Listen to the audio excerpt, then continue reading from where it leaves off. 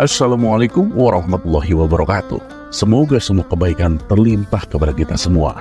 Amin ya rabbal alamin. Pada kisah sebelumnya, kita sama-sama sudah mengetahui bahwa Abu Nawas mempunyai istri yang sangat cantik.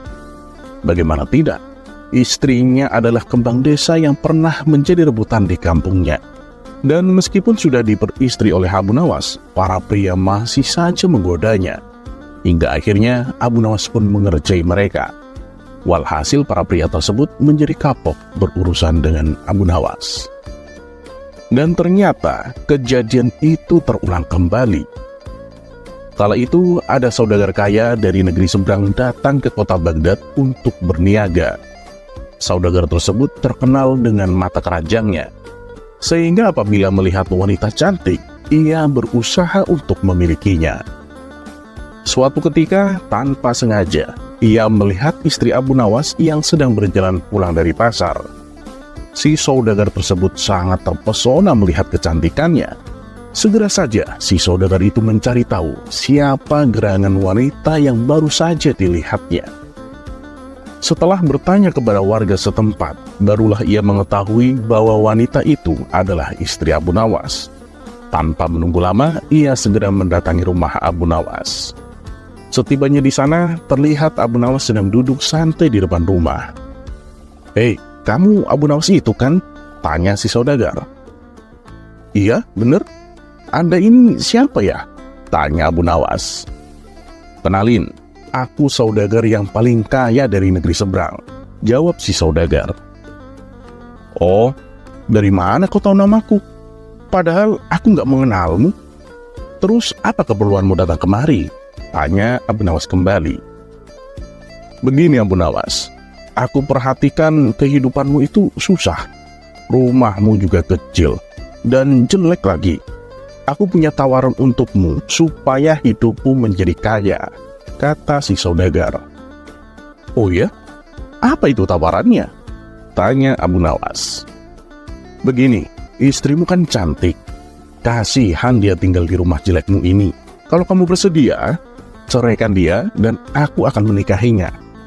Dan jangan khawatir, sebagai imbalannya aku akan memberimu emas sebesar berat badan istrimu," kata si saudagar. Mendengar hal itu, spontan Abu Nawas menjadi emosi dan ingin segera memukulnya.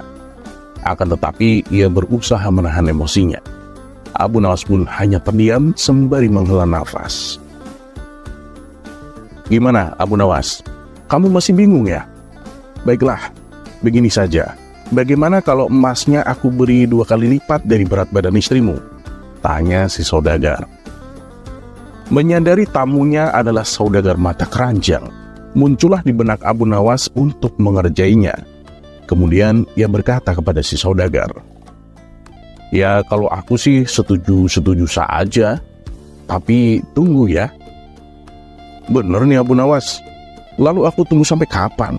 Nggak lama kan?" tanya si saudagar tak sabar. "Tunggu sampai istriku berat badannya menjadi 1 kintal. Lumayan kan aku bisa mendapatkan emas 2 kintal, jawab Abu Nawas. "Lah itu sih percuma. Mana mungkin aku mau istri berbadan besar," gerutu si saudagar. Lantas ia pun pergi meninggalkan rumah Abu Nawas. Sementara Abu Nawas tertawa terkekeh-kekeh melihat reaksi saudagar kaya tersebut.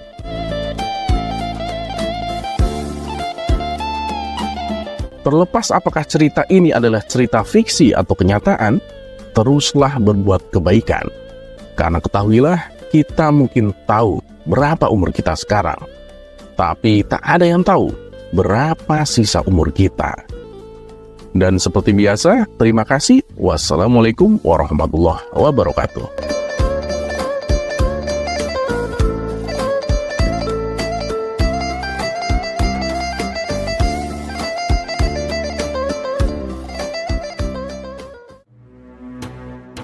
Kisah selanjutnya.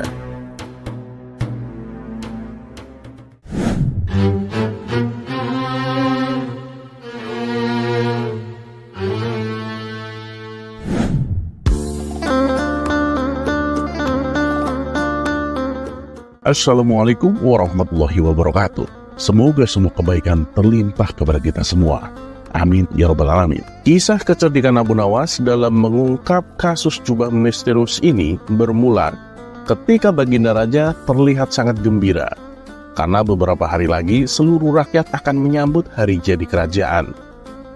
Akan tetapi Baginda Raja masih kebingungan jubah kebesaran mana yang akan ia kenakan. Perdana Menteri yang melihat kebingungan rajanya itu berkata, "Paduka yang mulia, jubah Paduka memang masih bagus-bagus dan indah. Tapi kalau menurut hamba, Paduka buat jubah yang baru saja. Karena kan nanti adalah hari yang istimewa, Paduka." Ternyata saran dari Perdana Menteri itu disambut baik oleh Baginda Raja. "Betul juga katamu, tapi buatkan saya jubah yang paling indah," titah Baginda Raja. "Bagaimana kalau kita buat sayembara saja, Paduka?" usul Perdana Menteri. "Boleh, terserah kamu itu.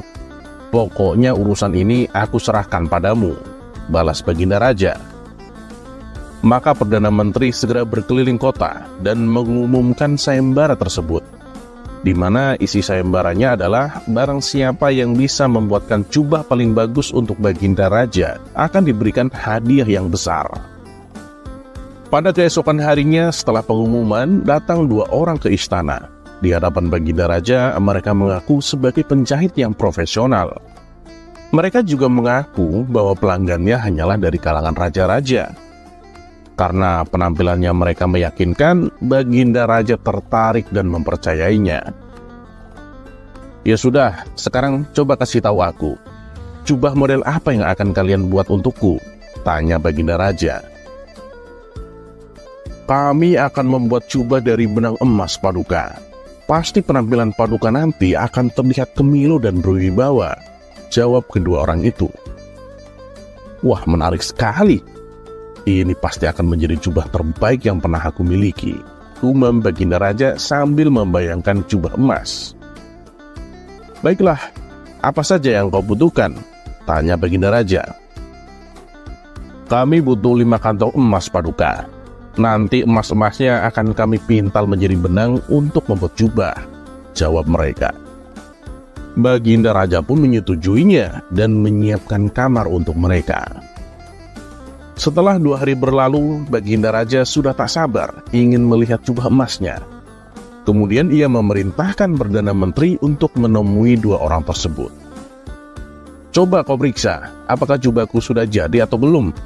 Aku ingin tahu bagaimana hasilnya," titah Baginda Raja. Dengan sigap, Perdana Menteri segera menuju kamar tempat kedua orang itu menginap. "Bagaimana? Apakah jubah Baginda Raja sudah selesai dibuat?" tanya Perdana Menteri. "Ini jubahnya, Tuan Menteri. Bagaimana menurut Anda?" kata mereka sambil menunjukkan ke arah lemari yang kosong. Perdana Menteri hanya terdiam. "Mana jubahnya? Aku nggak melihat apapun," batin Perdana Menteri. "Wahai Tuan Menteri, sebagai seorang yang bijaksana, Anda pasti bisa melihat jubah yang sangat indah ini, Tuan," kata mereka dengan ekspresi meyakinkan. Namun Perdana Menteri masih kebingungan. Ia tidak melihat ada jubah tergantung di dalam lemari. Ia pun hanya menganggukkan kepala dan segera menemui Baginda Raja. "Bagaimana jubah baruku?" tanya Baginda Raja penasaran.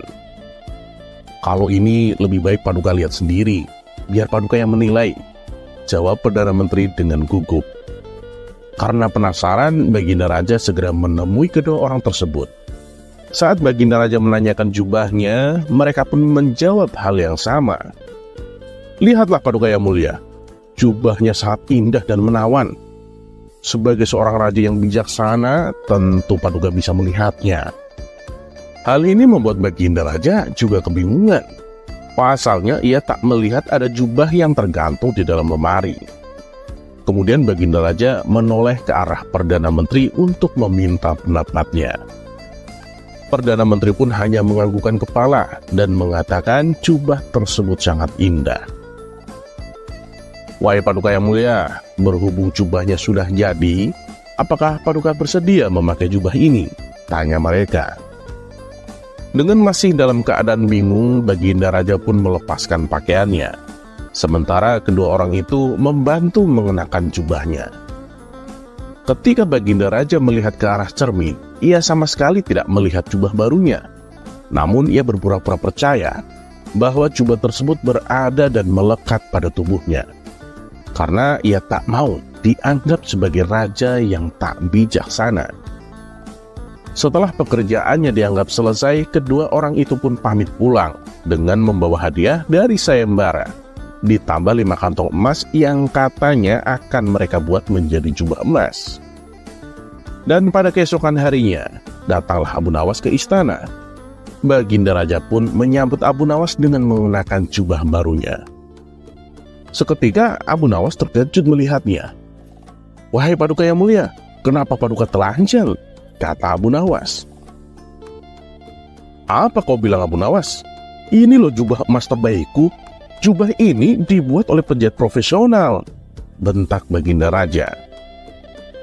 "Memang siapa penjahitnya, Paduka? Paduka mengenalnya?" tanya Abu Nawas. "Ya tidak sih, tapi dari pengakuannya mereka berdua sering membuatkan jubah untuk para raja-raja," jawab Baginda Raja.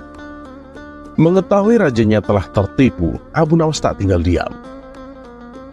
"Begini Paduka yang mulia, demi kebaikan Paduka, saya akan mengatakan yang sebenarnya. Paduka itu telah ditipu oleh mereka," tutur Abu Nawas. Perkataan Abu Nawas ini membuat Baginda Raja tersadar, karena sebenarnya memang Baginda Raja juga tidak melihat jubah yang ia kenakan. Dia kemudian bertanya kepada Perdana Menteri, "Hei Menteri, katakan yang sejujurnya, apa kau melihat jubah yang aku kenakan?" Dengan penuh ketakutan, Perdana Menteri itu menjawab, "Ampun Paduka yang mulia, sebenarnya hamba juga tidak melihatnya. Tapi karena hamba takut dianggap sebagai menteri yang tidak bijaksana, terpaksa hamba bohong Paduka." Kurang ajar. Kedua orang asing itu telah menipuku. Mereka juga membawa lari 5 kantong emas, gerutu Baginda Raja. "Tenang Paduka, jangan khawatir. Hamba punya sebuah ide untuk menangkap kedua penipu itu," kata Abu Nawas. "Beritahu aku Abu Nawas. Aku ingin mereka ditangkap dan dipenggal kepalanya," balas Baginda Raja tak sabar. "Sebelumnya, apakah Paduka punya jubah dengan warna keemasan?" tanya Abu Nawas. "Iya, aku punya. Kebetulan juga belum pernah aku pakai itu," jawab Baginda Raja. "Bagus. Nanti pas hari jadi kerajaan, Paduka kenakan jubah tersebut untuk berkeliling kota. Dan saya akan tempatkan beberapa orang di setiap sudut jalanan kota. Ketika orang-orang saya bertanya kepada Paduka, jawab saja kalau itu adalah jubah buatan 2 orang asing. Dan Paduka berpura-pura ingin memberinya hadiah tambahan," jelas Abu Nawas. Dan singkat cerita, hari yang ditentukan pun tiba. Dengan tampilan penuh berwibawa, Baginda Raja dan rombongannya berkeliling kota dengan mengenakan jubah warna emasnya. Masyarakat pun berbondong-bondong melihat pawai tersebut. Kala itu suasana kota Baghdad sangat ramai dan meriah.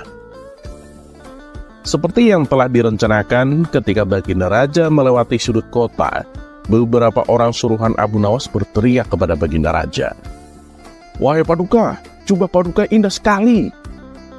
Baginda Raja pun membalas, "Iya, ini adalah jubah buatan 2 orang asing, dan saya ingin memberinya hadiah tambahan," kata Baginda Raja dengan bangganya.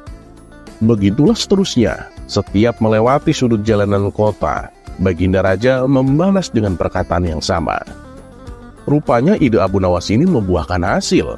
Kedua penipu yang kebetulan ikut melihat mendengar perkataan Baginda Raja. "Apa mungkin jubah itu benar-benar ada?" tanya si penipu kepada kawannya. "Ya, kau lihat sendiri kan, Raja juga telah memakainya," jawab kawannya. "Dah gini aja, gak usah mikirin jubahnya. Besok kita ke istana dan minta hadiah tambahan. Lumayan buat beli bakso," kata si penipu. Dan pada keesokan harinya, kedua penipu ini segera mendatangi istana dengan wajah penuh kegembiraan. Namun setelah mereka menghadap Baginda Raja, kedua penipu ini langsung ditangkap dan dimasukkan ke dalam penjara. Harapan membeli bakso pun sirna.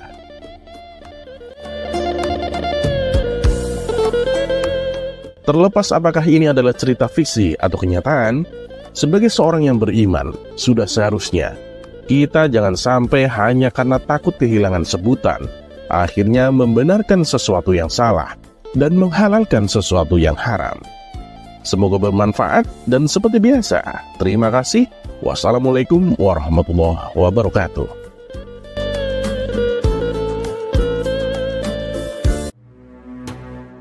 Kisah selanjutnya.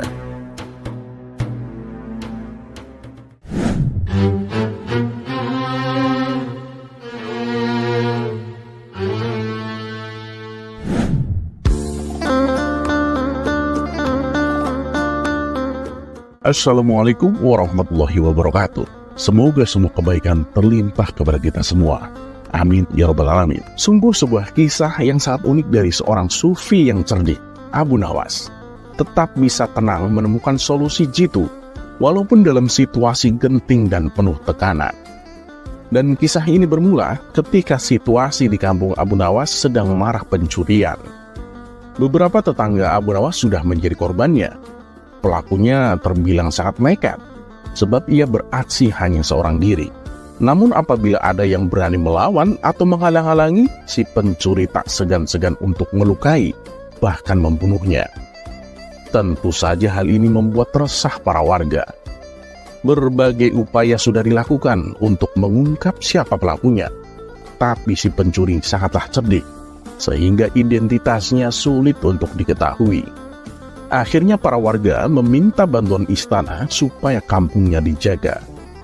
Maka Baginda Raja mengirim puluhan prajurit untuk menjaga keamanan. Beberapa prajurit disiagakan di tempat-tempat rawan pencurian, sementara beberapa prajurit lainnya bertugas berkeliling kampung.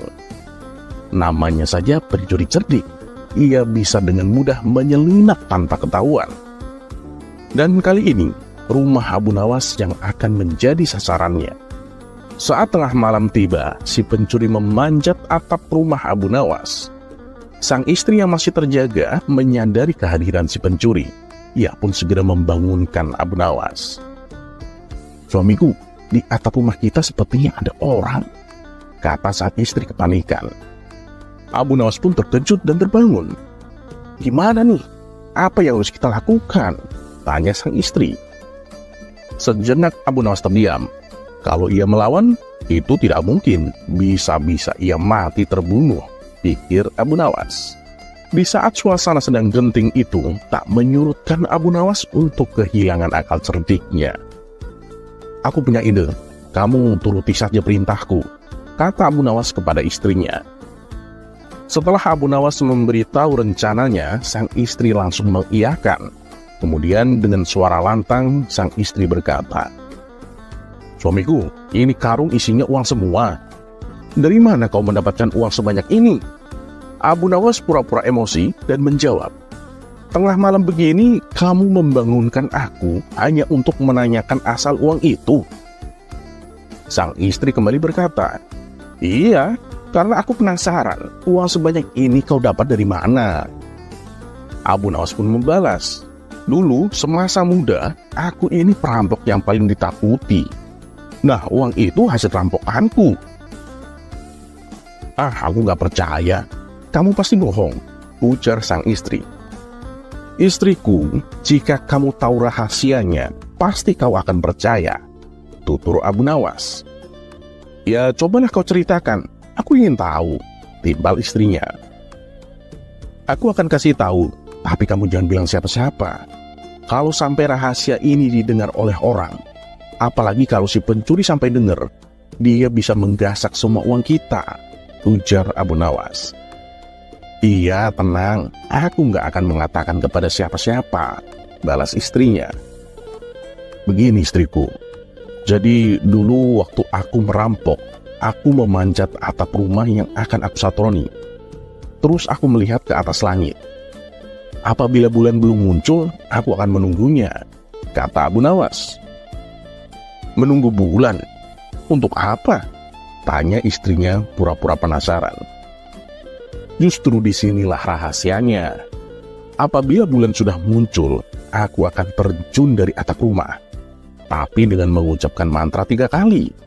Wik, wik, wik, kata Abu Nawas memberitahu. Terjun dari atap rumah, nggak bahaya tak?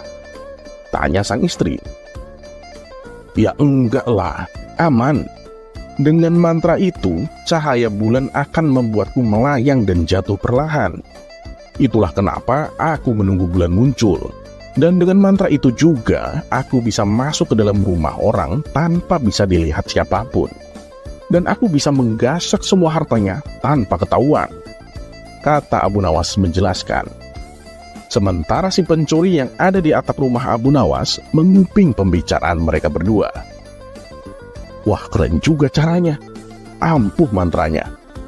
Bodoh kau Abu Nawas, malam ini hartamu akan aku kuras tanpa kau sadari, kata si perampok dalam hati. Ia pun langsung memakai cara Abu Nawas dan mengucapkan mantra rahasianya. Pas sekali, cahaya bulan sangat mendukung untuk aksiku. Bulan bersinar sangat terang, kata si pencuri. Wik, wik, wik, ucap si pencuri dengan lantang. Kemudian ia langsung terjun dari atap rumah. Apa yang terjadi selanjutnya membuat Abu Nawas sedikit tertawa geli. Si pencuri jatuh ke tanah dengan kondisi terluka parah. Tulang rusuknya patah, tulang kakinya juga patah. Tangan dan kakinya pisah, kupingnya jadi dua, matanya ada di samping hidung. Si pencuri menggeliat dan berteriak kesakitan. Mendengar ada kegaduhan di depan rumah Abu Nawas, para tetangga beramai-ramai mendatanginya. Ada apa Abu Nawas? Siapa orang ini? Tanya salah satu warga. Ya inilah pencuri yang selama ini meresahkan kita, jawab Abu Nawas. Dan tak lama kemudian, prajurit istana yang menjaga keamanan datang dan meringkus si pencuri. Ya, walaupun seperti di sinetron India, polisi datangnya pasti belakangan. Dan suasana kampung pun kini menjadi aman kembali. Terlepas apakah cerita ini adalah cerita fiksi atau kenyataan, sebagai seorang yang beriman, sudah seharusnya kita tidak berbuat sesuatu yang merugikan orang lain, baik itu kecil maupun besar. Karena sebaik-baiknya manusia itu adalah yang bermanfaat untuk sekitarnya. Semoga kisah selanjutnya.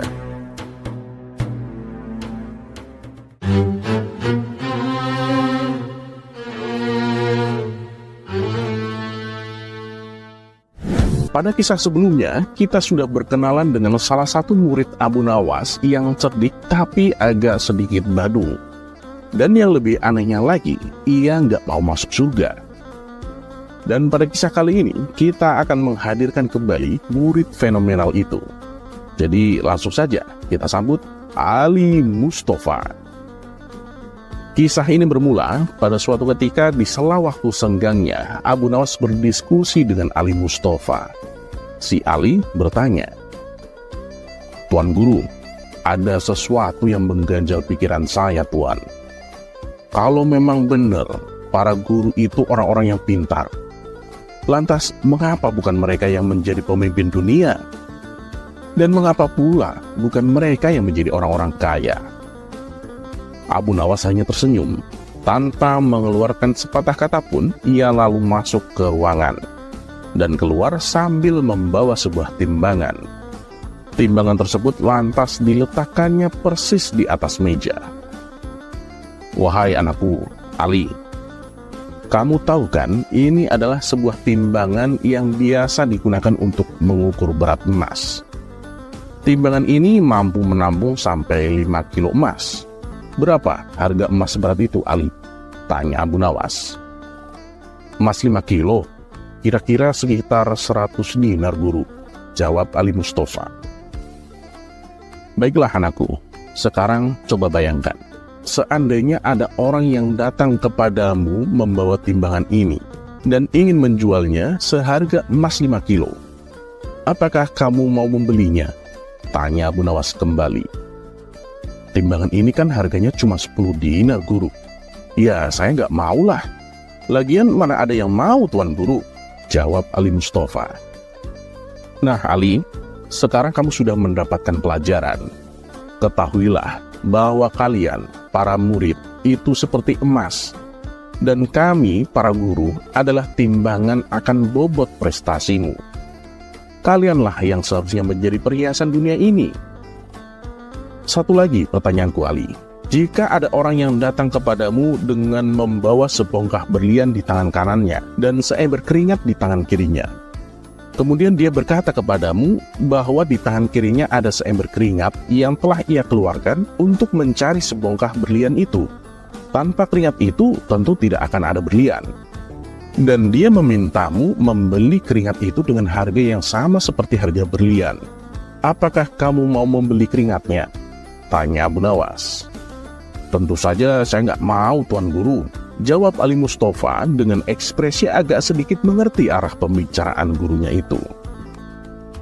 Nah, memang begitulah Ali. Orang hanya akan membeli berliannya dan mengabaikan keringatnya. Biarlah kami para guru menjadi keringat itu, dan kalianlah yang menjadi berliannya, tutur Abu Nawas. Mendengar penuturan Abu Nawas, Ali Mustafa menangis dan memeluknya. Tuan Guru, betapa mulianya hati kalian, betapa ikhlasnya hati kalian. Terima kasih Tuan Guru, kami tak akan bisa melupakan kalian, kata Ali Mustafa. Biarlah keringat itu menguap mengangkasa menuju alam hakiki di sisi ilahi Robi, karena hakikatnya akhirat lebih mulia daripada segala pernak-pernik di dunia ini, Ali, balas Abu Nawas.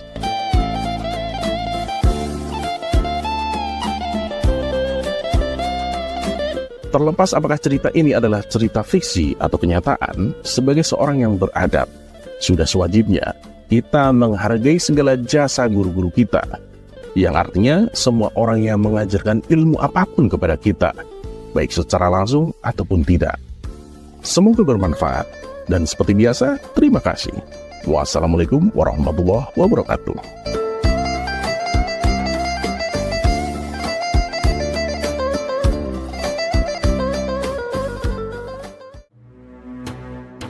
Kisah selanjutnya.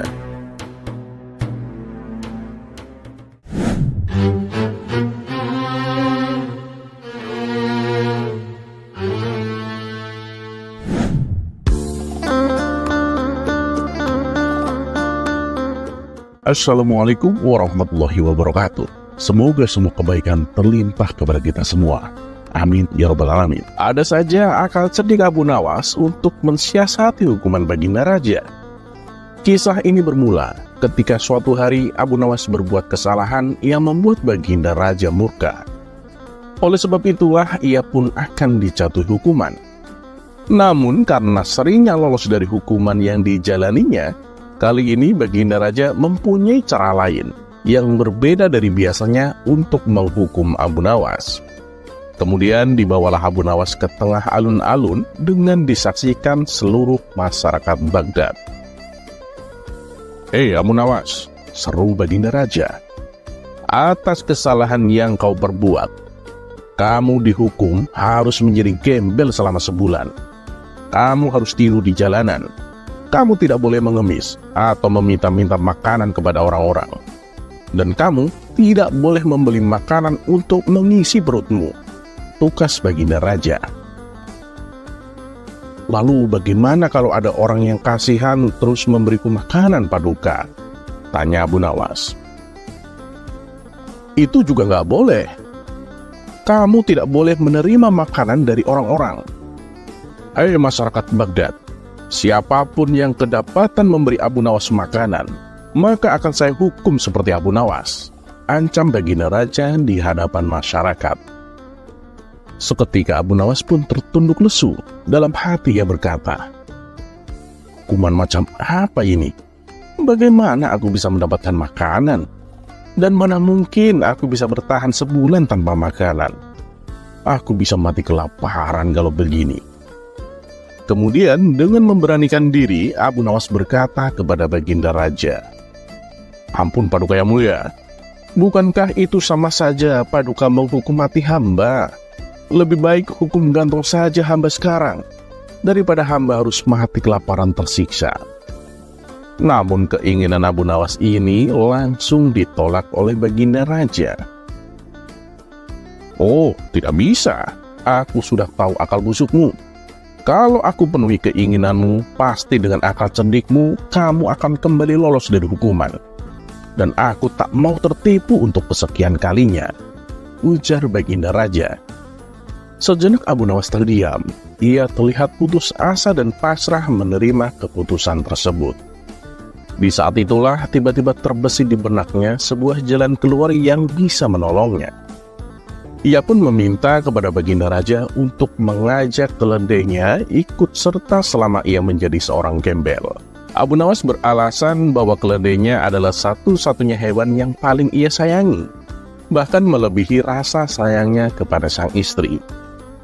Kalaupun ia meninggal nanti, setidaknya ia meninggal di samping keledai kesayangannya. Rupanya, keinginan Abu Nawas yang satu ini dikabulkan oleh Baginda Raja. Dan Baginda Raja juga menjanjikan hadiah uang sejumlah 1.000 dinar. Itu apabila Abu Nawas bisa bertahan hidup sampai 1 bulan ke depan. Ingat Abu Nawas, aku akan menyuruh prajurit untuk mengintaimu selama sebulan ini. Dan pada keesokan harinya, Abu Nawas mulai menjalani hukuman menjadi seorang gembel jalanan bersama keledai kesayangannya. Di hari pertama, Abu Nawas masih bisa bertahan tanpa makan dan minum. Di hari kedua, ia mulai merasakan haus dan lapar. Dan untuk menghilangkan rasa hausnya itu, ia meminum air di sungai yang jernih. Sementara keledainya dibiarkan makan rumput dan dedaunan, lalu ikut minum air di sungai tersebut. Di hari ketiga dan seterusnya, sekucur tubuh Abu Nawas mulai merasakan lemas. Ia sudah tak kuat menahan rasa lapar hanya dengan meminum air sungai. Dan disinilah Abu Nawas mulai menjalankan ide cemerlangnya. Ia pun mendatangi warung makan tempat biasa ia nongkrong. "Hei kawan, hutangi aku 1 porsi nasi dan ayam bakar. Nanti bulan depan aku akan membayarnya 2 kali lipat," pinta Abu Nawas. "Waduh, maaf Abu Nawas. Bukannya aku tidak mau menolongmu, tapi aku sungguh tak bisa. Kau lihat sendiri kan, ada prajurit istana yang sedang mengintai kita. Kalau sampai aku menghutangimu makanan, aku bisa dihukum sepertimu Abu Nawas," tolak pemilik warung. "Jangan khawatir kawan, makanan ini kan bukan untukku, tapi untuk keledaiku," ujar Abu Nawas. Mengetahui Abu Nawas mendatangi warung, prajurit yang ditugaskan menjadi pengintai segera menghampiri mereka berdua. "Hei Abu Nawas, sedang apa kamu?" tanya prajurit. "Ini, aku beli makanan untuk keledaiku," jawab Abu Nawas. "Mana ada keledai makan nasi dan ayam bakar," kata prajurit istana. "Iya, aku tahu itu. Tapi masalahnya, aku sudah merasa beberapa hari mendatang ajalku tidak lama lagi menjemput. Aku akan mati kelaparan. Dan sebelum ini terjadi, aku ingin memberikan keledai kesayanganku hidangan yang enak-enak. Bukankah ini tidak melanggar peraturan?" jelas Abu Nawas. "Baiklah, tapi awas, jangan sampai kamu berbohong. Dan kamu, pemilik warung, kalau sampai Abu Nawas ketahuan berbohong, kamu akan mendapatkan hukuman seperti Abu Nawas," ancam prajurit istana. "Gimana nih Abu Nawas? Aku tidak berani menjual makanan ini padamu," kata pemilik warung gemetaran. "Percayalah kawan, aku hutang makanan ini untuk keledaiku, bukan untukku. Apakah aku pernah berkata bohong padamu?"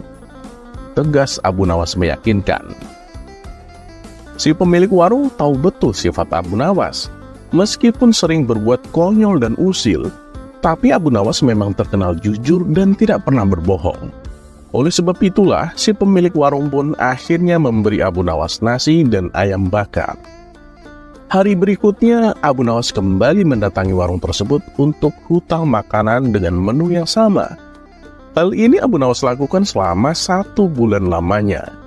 Sedangkan untuk menghadapi cuaca dingin saat malam hari, Abu Nawas memeluk keledainya. Setelah masa hukumannya berakhir, maka dipanggillah Abu Nawas menghadap Baginda Raja.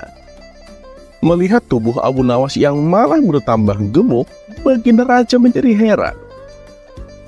"Kamu kok bisa terlihat segar bugar begitu Abu Nawas?" Kamu pasti melanggar peraturan ya? Tanya Baginda Raja. Oh tidak Paduka, selama menjalani hukuman saya selalu mentaati peraturan, jawab Abu Nawas. Tapi kata prajurit yang aku tugaskan untuk mengintaimu, setiap hari kamu membeli nasi dan ayam bakar. Kamu pasti telah berbohong Abu Nawas, hardik Baginda Raja. Hamba sama sekali tidak berbohong. Begini Paduka, saya memang membeli makanan, tapi itu untuk keledaiku. Karena aku pikir sebelum aku mati kelaparan, aku ingin memberinya makanan yang enak-enak, jelas Abu Nawas. Mana ada keledai makan nasi dan ayam bakar? Apa sebenarnya tujuanmu? Tanya Baginda Raja. Paduka, dengan melihat keledaiku makan hidangan enak tersebut, setidaknya aku bisa mati dengan tenang. Sambil membayangkan kalau aku yang memakan hidangan itu, ujar Abu Nawas. Memang keledaimu mau memakannya? Tanya Baginda Raja. Disitulah letak masalahnya Paduka. Padahal saya sudah membujuknya berulang kali, tapi keledai saya malah memilih makan rumput. Dan mungkin karena merasa kasihan, keledai itu menyingkirkan makanannya tepat di hadapanku. Seolah-olah ia memberikan isyarat bahwa makanannya ia berikan untukku. Ya tentu saja, aku pun segera memakannya, kata Abu Nawas menuturkan. Kalau seperti itu, berarti kamu telah melanggar peraturan Abu Nawas. Dan pemilik warung makan juga telah berani menentangku. Kamu dan pemilik warung makan akan aku hukum lebih berat lagi, tegas Baginda Raja. Loh, sebentar. Salahnya di mana Paduka? Bukankah Paduka mengatakan selama saya menjalani hukuman, saya harus di jalanan? Dan saya lakukan itu.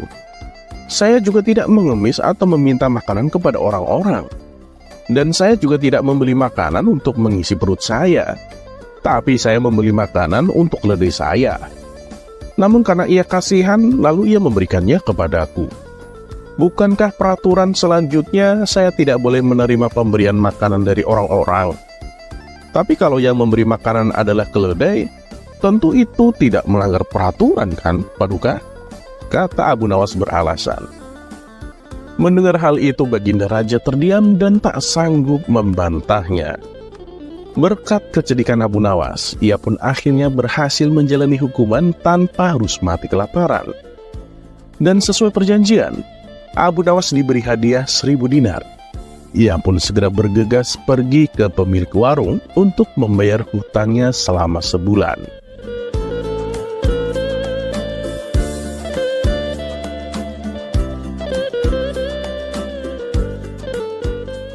Terlepas apakah cerita ini adalah cerita fiksi atau kenyataan, ketahuilah bahwa segala masalah yang menimpa, seberat apapun masalah itu, pasti selalu ada jalan keluar yang terbaik.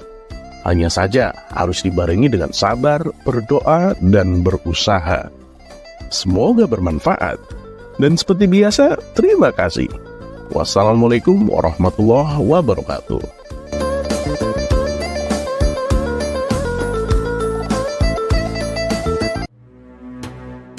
Kisah selanjutnya.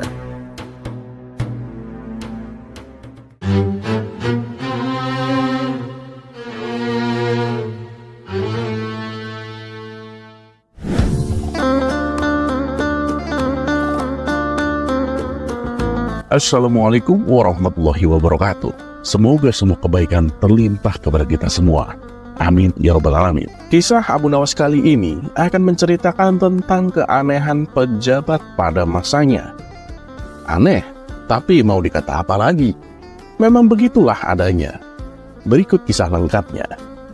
Suatu hari, Abu Nawas diajak oleh para menteri istana berlibur ke tempat rekreasi. Tempat rekreasi yang dikunjungi adalah sebuah danau yang indah. Meskipun hari masih pagi, namun tempat tersebut sudah ramai didatangi orang-orang dari berbagai lapisan masyarakat. Abu Nawas pun tampak senang dan bahagia. Apalagi nanti akan ada acara makan-makan di tempat tersebut. Setelah puas menikmati indahnya pemandangan, tibalah waktunya acara makan-makan. Abu Nawas pun bergegas menuju pinggiran danau untuk cuci tangan. Namun setelah sampai di pinggiran danau, terjadi kegaduhan. Di situ terlihat banyak orang berkerumun sambil berteriak-teriak. Rupanya salah satu menteri rombongan Abu Nawas ada yang terpeleset dan jatuh ke danau. Karena yang jatuh adalah pejabat negara, tentunya banyak orang yang ingin menolongnya. "Ayo tuan, berikan tangan Anda," kata salah satu warga. Namun keanehan terjadi. Pejabat tersebut ternyata tidak mau memberikan tangannya. Ia tampak celap-celup keluar masuk dalam air sambil kepanikan. Abu Nawas yang melihatnya dari jauh mulai penasaran. Ia kemudian mendekati tempat di mana pejabat itu terjebur.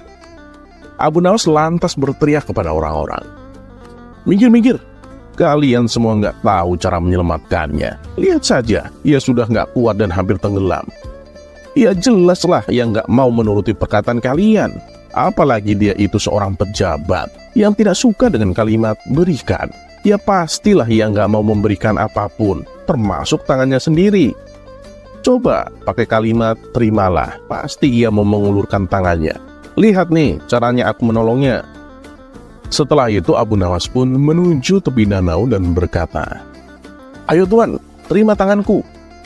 Anehnya, pejabat itu langsung menerima tangan Abu Nawas dan memegangnya kuat-kuat sambil berkata, "Mudah-mudahan Allah menyukaimu, wahai Abu Nawas."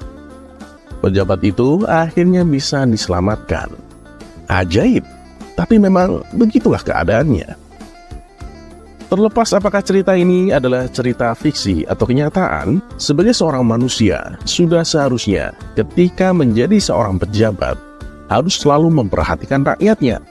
Jangan malah lain kampanye, lain menjabat. Semoga bermanfaat. Dan seperti biasa, terima kasih. Wassalamualaikum warahmatullahi wabarakatuh.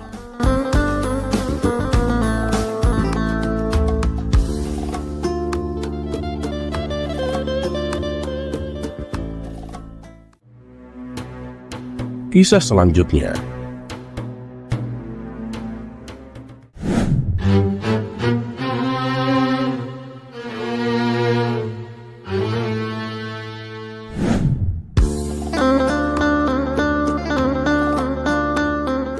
Assalamualaikum warahmatullahi wabarakatuh.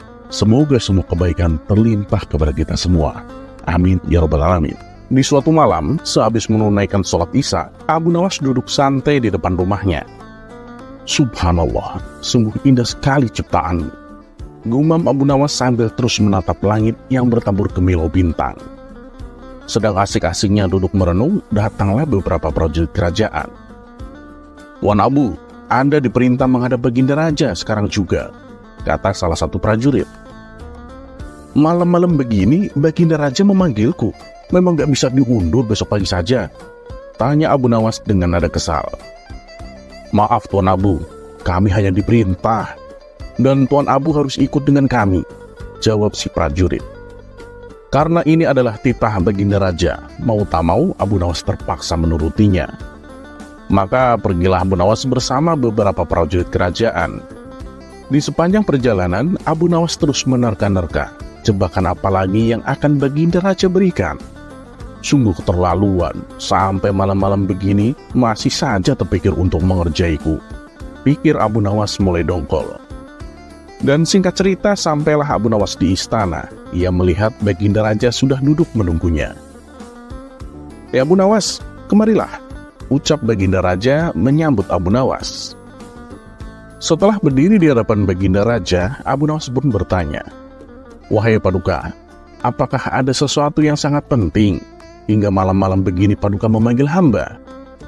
Dengan wajah tersenyum, Baginda Raja pun menjawab, "Begini Abu Nawas, kemarin kan aku habis lawatan ke negeri seberang.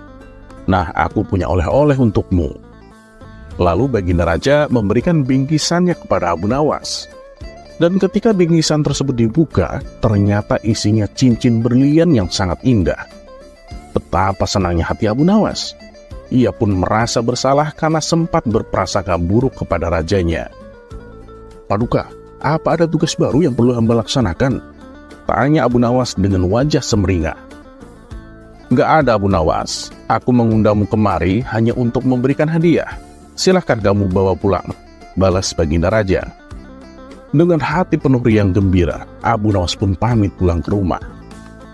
Dan pada keesokan harinya, Abu Nawas pergi ke warung tempat ia biasa nongkrong. Ia pun memamerkan cincin berlian itu kepada kawan-kawannya. Bahkan kemanapun ia pergi, cincin tersebut selalu dipakainya. Dari jauh, cincin berlian yang dipakai Abu Nawas itu tampak gemerlapan, sehingga menarik perhatian dan rasa kagum orang-orang yang melihatnya.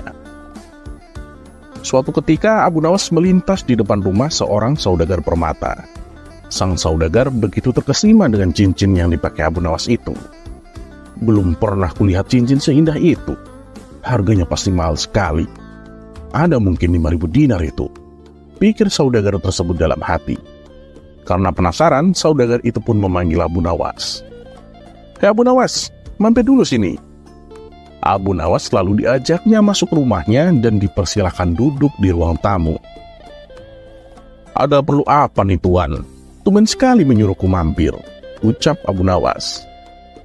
Aku ingin tahu Abu Nawas, cincin yang kamu pakai itu bagus sekali. Di mana membelinya? Tanya si saudagar sambil terus mengamati cincin yang melekat di jari Abu Nawas. Oh ini hadiah dari Baginda Raja, jawab Abu Nawas merasa bangga. Jawaban tersebut semakin menguatkan dugaan si saudagar bahwa cincin berlian yang dipakai Abu Nawas memang amat berharga dan sudah pasti bukan barang palsu. Jual saja cincinnya kepadaku, aku siap bayar mahal Abu Nawas. Gimana kalau 2.000 dinar? Kata si saudagar membujuk. Namun Abu Nawas menolak dengan menggelengkan kepalanya. Si saudagar terus saja merayu Abu Nawas agar mau menjual cincinnya. Bahkan ia sampai menakut-nakuti Abu Nawas demi mendapatkan cincin tersebut. Sekarang itu lagi rawan kejahatan Abu Nawas. Cincin yang kamu pakai itu bisa saja dirampas penjahat di jalan. Mending kau jual saja kepadaku. Dan nanti uangnya bisa kau belikan apa saja yang kau mau. Abu Nawas orang yang cerdik, tak mudah dikelabui, apalagi sampai ditipu. Ia tahu betul bahwa cincin yang dipakai harganya sekitar 5.000 dinar. Abu Nawas hanya mendiamkan saja tawaran saudagar tersebut. Dari saku bajunya, Abu Nawas mengeluarkan sapu tangan. Lalu digosoknya cincin itu dengan sapu tangan. Makin berkemilaulah cincin berliannya.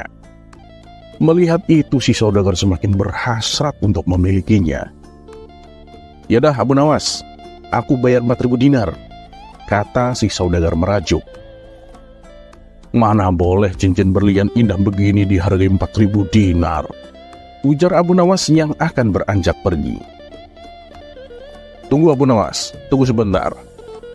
Yadah 5.000 dinar, tapi sekarang aku hanya punya 4.000 dinar. Beri aku waktu 3 hari untuk melunasinya, kata si saudagar mencegahnya. Abu Nawas pun hanya tersenyum lalu pergi meninggalkannya.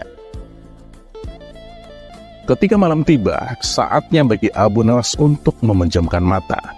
Cincin berlian masih terpasang di jarinya, dan saat ia tertidur, ia bermimpi. Saudagar permata tadi datang dengan membawa uang 5.000 dinar. Melihat uang sebanyak itu, Abu Nawas pun tergiur. Tanpa pikir panjang, diterimanya uang itu. Lalu Abu Nawas memberikan cincinnya kepada saudagar permata. Begitu girang hatinya memiliki uang 5.000 dinar. Saking senangnya sampai Abu Nawas berjingkrak-jingkrak, hingga keseimbangan badannya menjadi goyah. Abu Nawas pun terjatuh. Sambil menahan rasa sakit, Abu Nawas segera terbangun. Ternyata ia terjungkal dari tempat tidurnya. Yang pertama-tama ia amati adalah cincin di jarinya. Loh, kok cincin ini masih ada di jariku? Padahal uang pembayaran dari saudagar permata sudah kuterima, pikir Abu Nawas merasa heran. Dan keesokan harinya, ia menceritakan mimpinya itu, bukan saja kepada istrinya, tetapi juga kepada tetangga-tetangganya. Bahkan kepada semua orang yang berjumpa dengannya, diceritakanlah perihal mimpinya itu. Aku sudah menerima uang pembayaran 5.000 dinar, tapi cincinku belum diambil oleh saudagar yang membelinya. ucap Abu Nawas dengan terheran-heran. Mimpi Abu Nawas yang aneh itu segera beredar dari mulut ke mulut. Akhirnya saudagar permata itu pun mendengarnya.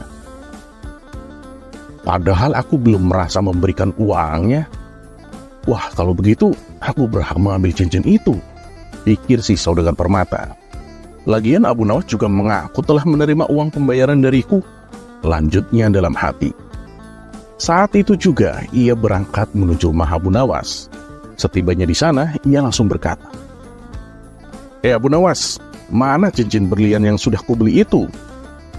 Mendengar hal itu, Abu Nawas menjadi kaget. Tapi, sahut Abu Nawas tersendat. Jangan pura-pura lupa, Abu Nawas. Semalam aku sudah membayarmu 5.000 dinar kan? Kata saudagar itu. Merasa dirinya akan ditipu si saudagar, Abu Nawas pun muncul akal untuk menipu balik. Iya betul, tapi ada dua hal yang masih harus kita sepakati. Pertama, harga 5.000 dinar itu masih terlalu murah. Kenapilah menjadi 6.000 dinar. Dan yang kedua, karena cincin permata itu pemberian Baginda Raja, serah terima cincin itu harus disaksikan pula oleh Baginda Raja. Dengan kesaksian Baginda Raja, engkau pun pasti akan yakin bahwa cincin itu memang benar pemberian Baginda Raja, ujar Abu Nawas. Baiklah Abu Nawas, nanti di hadapan Baginda Raja, aku bayar yang 1.000 dinarnya, timpal saudagar itu. Setelah Abu Nawas siap-siap, maka mereka pun langsung berangkat menuju istana menghadap Baginda Raja. Di tengah perjalanan, si saudagar merasa heran dengan tingkah Abu Nawas. Itu mengapa jarimu dibalut dengan sabut tangan? Tanya si saudagar. Kemarin kan kamu memperingatkan aku kalau sekarang lagi rawan kejahatan. Aku khawatir ada penjahat yang akan merampas cincinku. Makanya aku tutupi dengan sabut tangan, balas Abu Nawas. Betul itu Abu Nawas, hati-hati, kata saudagar tersebut membenarkan. Sesampainya di istana, Abu Nawas dan saudagar permata segera menghadap Baginda Raja. Paduka yang mulia, saya ingin menjual cincin yang Paduka berikan, kata Abu Nawas membuka percakapan. Loh, kenapa mau kau jual Abu Nawas? Terus ke siapa kau menjualnya? Tanya Baginda Raja. Ya itu kan hak saya Paduka. Bukankah Paduka sudah memberikannya kepada saya? Saya mau menjualnya kepada saudagar permata yang di samping saya ini Paduka. Iya, terserah kamu. Itu memang sudah menjadi hakmu, ujar Baginda Raja. Abu Nawas lalu membuka balutan sabut tangan di jarinya. Kemudian ia menunjukkan cincinnya kepada Baginda Raja. Yang ini kan cincin pemberian Paduka? Tanya Abu Nawas. Baginda Raja terkejut melihat cincin yang terpasang di jemari Abu Nawas. Apalagi si saudagar permata. Sebab cincin yang dipakai Abu Nawas kali ini terbuat dari tembaga dan agak sedikit berkarat. Loh, bukan itu cincin yang mau aku beli, tapi yang cincin berlian kemarin, yang kau bilang pemberian Baginda Raja, protes si saudagar. Ya inilah cincin pemberian Baginda Raja. Kalau nggak percaya, silakan tanya sendiri, timpal Abu Nawas. Dalam hati Baginda Raja hanya tersenyum. Ada-ada saja akal Abu Nawas ini, pikir Baginda Raja. Dan cincin tembaga itu juga memang pemberian dari Baginda Raja. Tapi sebelum ia memberikan hadiah cincin berlian. Betul ini cincin pemberian Paduka? Tanya si saudagar permata. Iya benar, itu cincin pemberianku, jawab Baginda Raja. Mendengar itu si saudagar menjadi gemetaran. Ingat, sesuai perjanjian, kamu kan mau membayar 1.000 dinarnya di hadapan Baginda Raja. Mana uangnya? Berikan padaku, pinta Abu Nawas. Tapi, kata si saudagar permata tak percaya. Tepati janjimu, saudagar. Kamu harus membayar 1.000 dinar kepada Abu Nawas, perintah Baginda Raja. Si saudagar itu pun terpaksa mengeluarkan uang 1.000 dinar. Tanpa berkata sepatah kata pun, diberikannya uang itu kepada Abu Nawas. Lalu ia pun melangkah pergi. Tunggu dulu, ini cincinnya kok nggak dibawa? Teriak Abu Nawas. Si saudagar permata itu pun tak mau menoleh. Ia merasa sangat kesal telah dikerjai Abu Nawas. Terlepas apakah cerita ini adalah cerita fiksi atau kenyataan, sebagai seseorang yang beriman, tentu sudah seharusnya kita tidak memanfaatkan kelemahan orang lain hanya untuk mendapatkan keuntungan semata. Semoga bermanfaat, dan seperti biasa, terima kasih. Wassalamualaikum warahmatullahi wabarakatuh.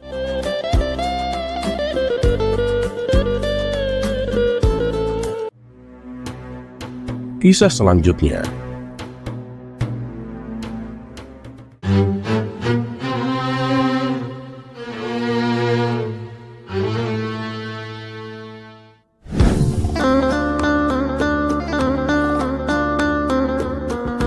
Assalamualaikum warahmatullahi wabarakatuh. Semoga semua kebaikan terlimpah kepada kita semua. Amin ya rabbal alamin. Mempunyai kebun mangga yang sedang berbuah memang sesuatu yang sangat menyenangkan. Apalagi sebentar lagi sudah bisa dipanen. Itulah kebun mangga Abu Nawas yang sedari kecil tanamannya dirawat dengan sepenuh hati. Tapi ada saja hal aneh yang dialami Abu Nawas. Kebun mangga yang sebentar lagi panen itu ternyata berkali-kali diambil oleh maling. Bahkan sempat-sempatnya maling itu makan buah mangga di kebun. Ini terbukti dari banyaknya kulit dan biji mangga yang berserakan di bawah pohon. Usut punya usut, ternyata yang mencuri di kebun mangga Abu Nawas adalah seorang pengemis yang bernama Mang Sarmun. Kebanyakan warga memanggilnya Sarmis, Sarmun si pengemis. Awalnya Abu Nawas membiarkannya, lebih karena kasihan. Karena memang kehidupan Mang Sarmis ini jauh dari kata cukup. Ia hanya mengandalkan pemberian dari orang lain. Tapi lama-kelamaan ternyata Mang Sarmis ini menjadi kebiasaan. Tentu saja hal ini membuat Abu Nawas geram. Hingga akhirnya Abu Nawas memutuskan hendak memberinya pelajaran. Ketika Mang Sarmis tengah mengambil buah-buahan di kebun, Abu Nawas langsung menangkapnya. "Kau pikir buah-buahan di kebun ini punya keluargamu apa? Aku susah payah merawatnya. Kamu malah enak-enakan mengambilnya," bentak Abu Nawas. Tapi dengan entengnya, Mang Sarmis membalas. "Loh, kamu gak tahu? Aku ini kan hamba yang dicintai Allah. Bukankah Allah mencintai fakir miskin? Dan kebun ini sejatinya adalah milik Allah kan? Begitu juga buah-buahan yang ada di dalamnya. Jadi aku hanya memakan yang merupakan milik Allah. Karena aku ini kan hamba Allah yang dicintainya."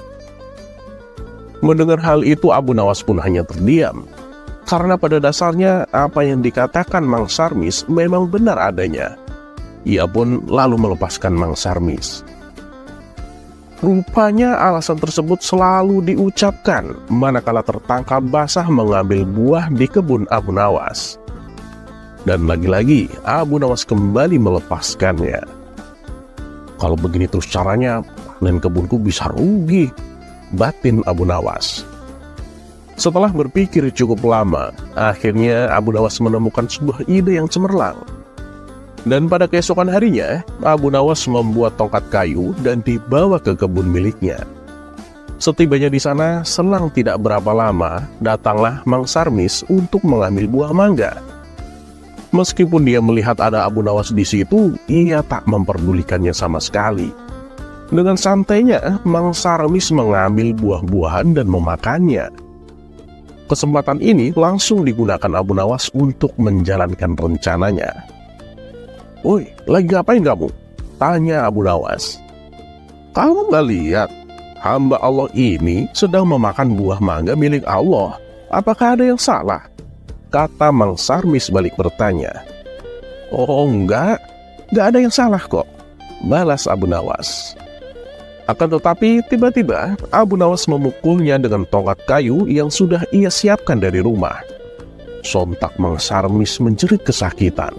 "Celakalah kamu, berani-beraninya menyakiti hamba Allah," umpat Mang Sarmis. Abu Nawas pun membalas, Loh, aku kan memukul hamba Allah dengan tongkat kayu dari pohon Allah, karena inilah tugasku menjaga kebun milik Allah." Mang Sarmis tak mau kalah. Tapi aku kan hamba yang dicintai Allah, ujar Mang Sarmis. Namun Abu Nawas juga tak kehilangan akal. Memang Allah sudah memberi izin padamu? Oh, atau perlu aku bantu kamu berjumpa dengan Allah, biar kamu bisa minta izin langsung padanya? Kata Abu Nawas. Gimana caranya? Tanya Mang Sarmis heran. Itu sih gampang. Tunggu kamu di sini. Aku ngambil pedang dulu di rumah untuk menebas batang lehermu, jawab Abu Nawas. Mendengar hal itu, Mang Sarmis pun kincep, tak bisa berkata-kata. Hei Sarmis, denger ya. Kalau kamu ulangi lagi, aku tak segan-segan membuatmu minta izin pada Allah langsung, ancam Abu Nawas. Mang Sarmis pun langsung lari terpontang-panting ketakutan. Dan sejak saat itu, Mang Sarmis tak pernah lagi mengambil buah-buahan di kebun milik Abu Nawas.